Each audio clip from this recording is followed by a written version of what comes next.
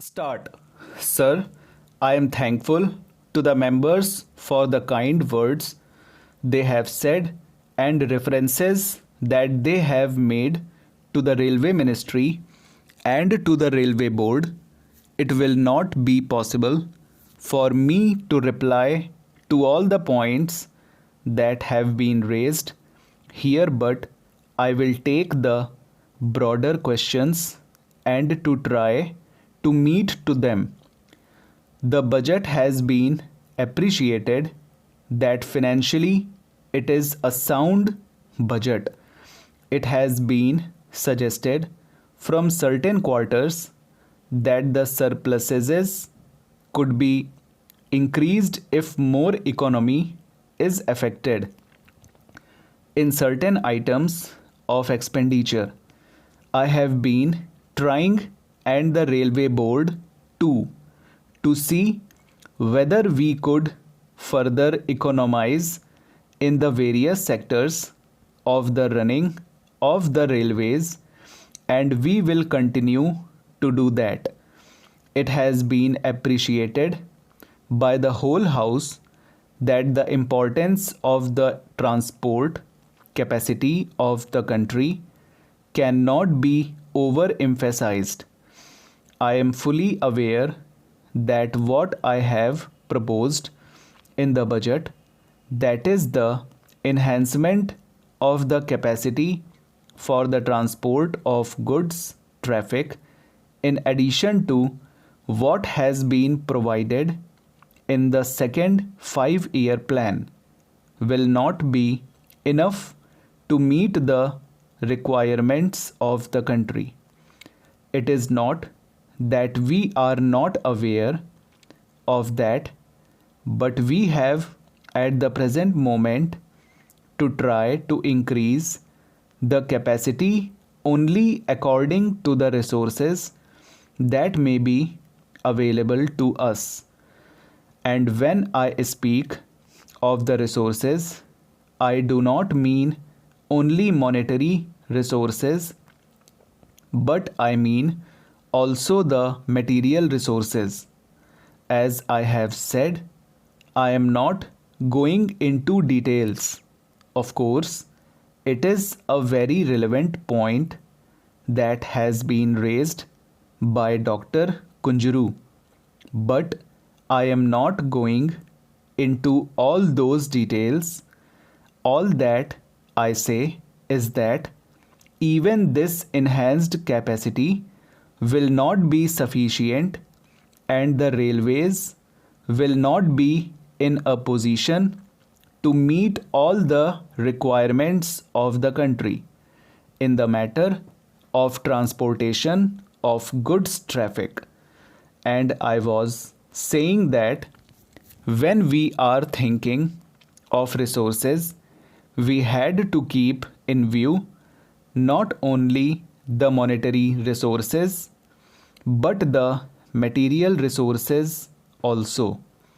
We have never made it a secret that we are in a very tight corner as regards steel, cement, and timber. My honorable friend Dr. Kunjuru asked what we were going to do about that, and some honorable members asked whether we cannot think of alternative materials. As the House is perhaps aware, we are sending a steel mission to Europe and other countries to try whether we can secure rails, sleepers, and other steel materials in larger quantities. We are also trying to use more and more wooden sleepers in place of steel sleepers. But there is shortage of wooden sleepers also. Then we are thinking of using concrete sleepers in some of our yards. So we are always trying to replace the materials that are in short supply by the materials which may be in somewhat easier position. But what I want to emphasize is this, that taking into account all the developments in the country, we are quite conscious of the fact that even this increased capacity for transportation of goods traffic will not be sufficient to meet the requirements of the country.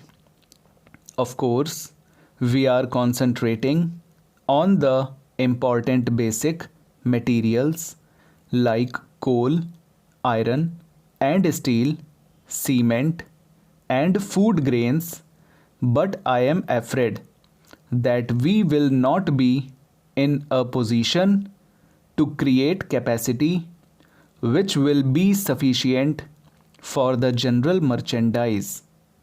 That was ignored even in the first plan, though we are trying to increase it to some extent. That will not be enough. So it comes to this, that the railway minister will approach the planning commission again, argue with them and try to impress upon them the necessity of creating additional capacity for the railways, and if we are fortunate to secure some additional allotment from them, we will try our best with our advisors and officers to create additional capacity with the resources available. In this connection, it will not be out of place to make a mention about the various demands that have been made in this house for opening new railway lines in various parts of the country.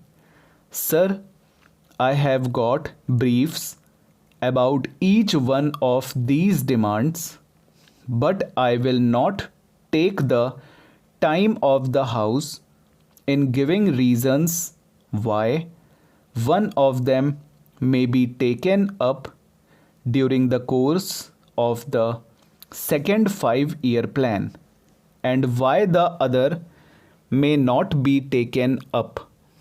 I will only say that demands have been made practically from every state: Andhra, Karnataka, Odisha, Madhya Pradesh, Bihar, Kerala, Assam.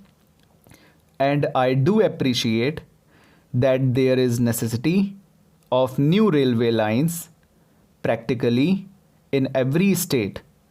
There are areas which are far away from the existing railway lines, and if we open up that area, even if nothing is done in that area, if only a railway line is provided, that itself adds to the progress of that area.